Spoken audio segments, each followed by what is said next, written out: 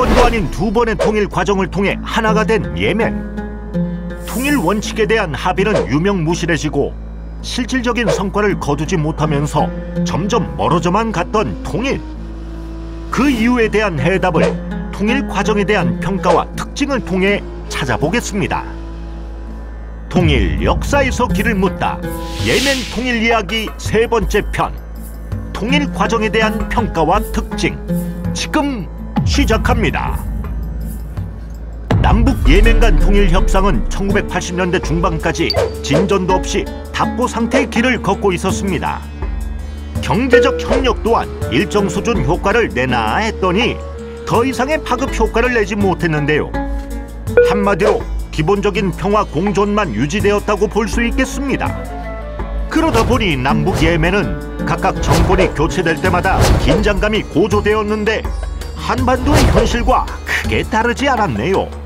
이렇게 통일 원칙은 유명무실, 실질적인 효과 없음으로 치닫게 된 그 이유. 통일을 저해했던 요인들에 대해 살펴보겠습니다. 첫째, 예멘의 통일을 원하지 않은 나라가 있었으니 바로 소련과 사우디아라비아였습니다.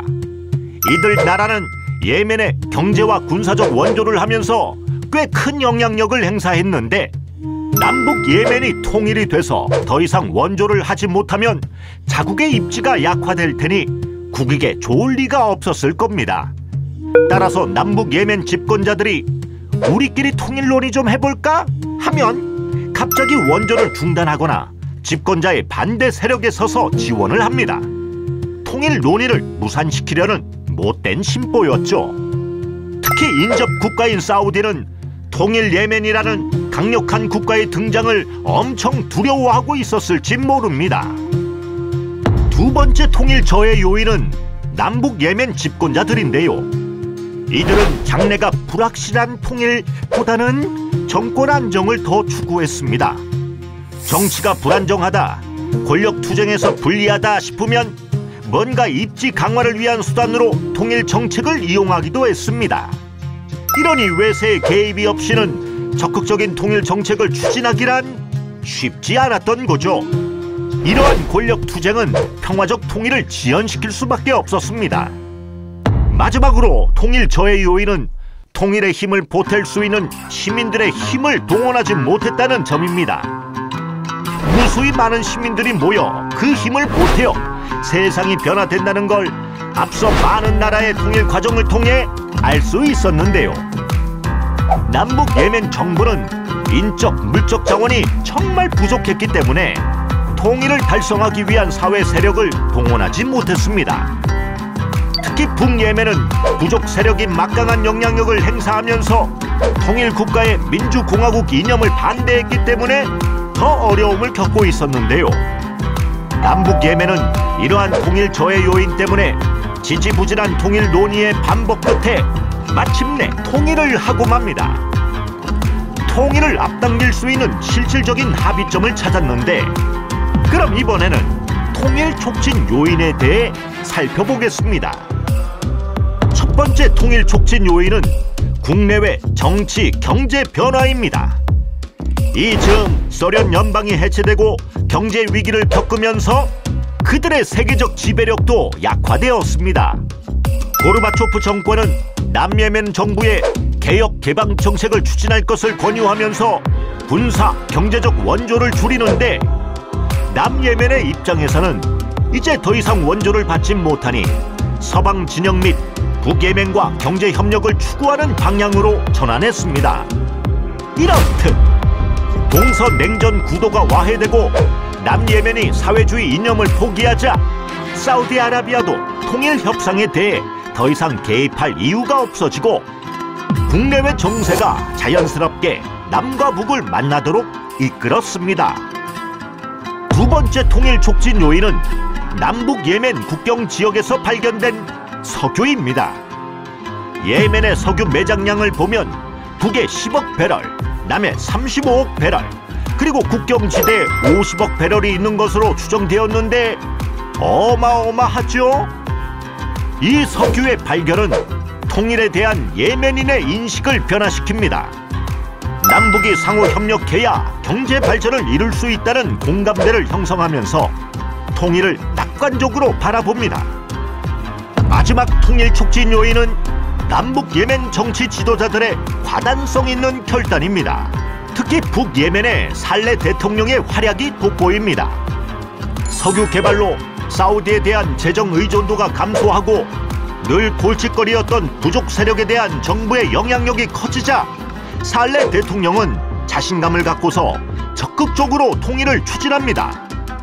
그는 민족 통일이라는 과업을 완수해서 역사적인 인물로 남겠다는 결심을 하게 되는데, 그의 이 결심이 통일 협상 과정에서 남예멘에 대담한 양보까지 하면서 극적인 합의를 달성하게 됩니다. 이렇게 극적인 합의를 이룬 남북 예멘은 1990년 11월 30일 통합을 선언하기로 했는데요. 그러나 무엇이 그리 급했는지 6개월이나 앞당겨진 5월 22일 통합을 선언하게 됩니다.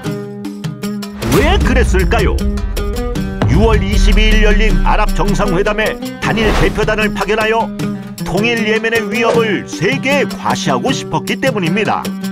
두 번째는 일부 통일 반대 여론이 확산될 것을 우려한 남북 예멘 지도자들이 과감한 결단을 내리고 통합을 서둘렀던 것입니다. 마지막 이유는 국민들이 대거 북예멘으로 이주하는 현상을 막기 위함이었습니다. 구소련의 경제, 군사 지원이 줄어들자 남예멘에서 여행 자유화 조치를 내리니 국민들이 대거 북예멘으로 이주하는 현상이 생겼는데요. 이런 현상의 초조함을 느낀 남예멘은 통합을 더 서두르고 싶었을 것입니다. 그렇다면 남북 예멘 통일의 몇 가지 특징에 대해 살펴보도록 하겠습니다. 첫 번째 예멘 통일의 특징은 예멘 아랍공화국과 예멘 인민공화국 정부가 합의에 의해 통일 절차를 수립하였고 북예멘이 남예멘을 흡수했다는 점입니다. 통합 예멘의 권력 지분을 보면 대통령 평의회 회원 5명 중 3명, 39명의 강요 중 20명, 국회의원 270명 중 159명이 북예멘인이었습니다. 그리고 대통령은 북예멘에서, 총리는 남예멘에서 맡았다는 점에서 사실상 북이 남을 흡수 통합했다고 볼 수 있겠습니다. 두 번째 특징은 경제 통합 측면에서 북예멘의 시장 경제 원리가 남예멘의 사회주의 체제를 흡수했다는 점인데요. 남예멘은 사회주의 생산과 분배 방식을 포기하고 사유재산을 인정하며 개인주택 소유를 허용하는 등 시장 경제 체제로 전환했습니다. 마지막 특징은 자유민주주의인 북예멘이 사회주의 체제인 남예멘을 이념적으로 흡수했다는 점입니다. 북예멘이 구미 선진국처럼 성숙된 자유민주주의를 전개한 것도 아님에도 불구하고 무산 계급에 의한 일당 독재 체제와 전체주의 체제를 지향했던 남예멘을 이념적으로 흡수 통합했다는 것이 특징적입니다. 예멘의 통일 과정에 대한 평가와 특징들을 살펴보면서 한반도 통일 환경과 과제를 생각해보게 되는데요. 마지막 편, 남북 예멘 통일의 문제점과 한반도 통일의 시사점에서 그 해답을 찾아보겠습니다.